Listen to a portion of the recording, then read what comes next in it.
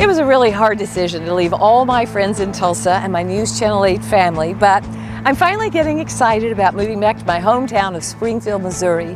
You know, it's really grown over the decades, but there are still a lot of landmarks like the Shrine Mosque behind me and several familiar places. In love and loyalty, come on, Matt. Hail Parkview High. Okay, 1, 2. So I was twirler and you were a bugler.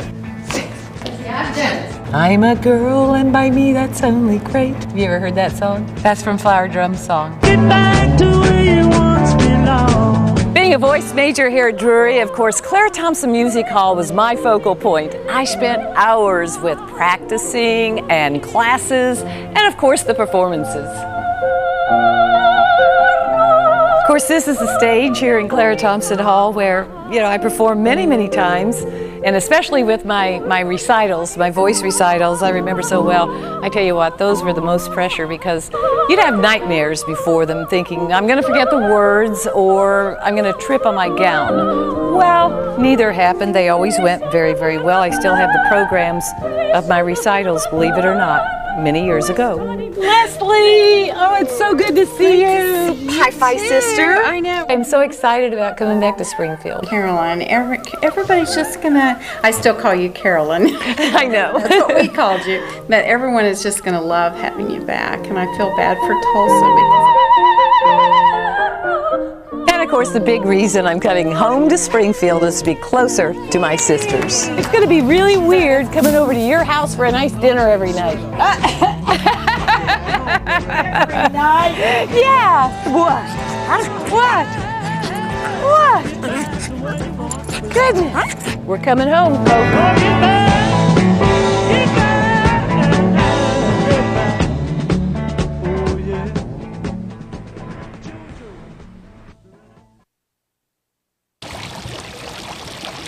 At the Pittsburgh County Courthouse, this sort of thing doesn't happen every day, which is why there are cameras, smiles, yeah, some fidgeting. Haley, Madeline, and Mia have important business in courtroom 2. Their lives of emotional merry-go-rounds are being transformed into a fountain of peace. The moment of change comes as they walk through a door to become legally adopted. You see, behind them was once an unclear future. If it wasn't for Carol and the waiting child, we wouldn't have them. Hang on. And the sisters would never come to know the love of James and Judy Gray. This is where Frank actually stands to do the weather. Who recently paid Carol a visit to our studios. She gave them the grand tour. Can you see the teleprompter in there?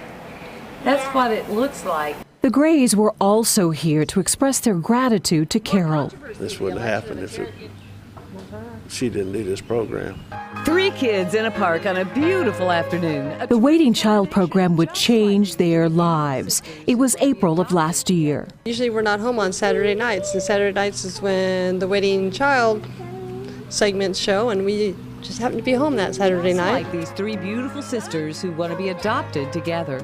Carol first introduced us to Haley, Madeline, and Mia. I looked at James, and he was looking at me, and he says, "Are you thinking the same thing I am?" And I says, "What are you thinking?" And he says, "I think we need to call." And I says, "That's what I was thinking." They made the call, and more than a year later, the girls are no longer waiting. It's just nice to know that it's finalized, and it's good for them. They know they have their forever family. The sisters are learning a new normal and unconditional love.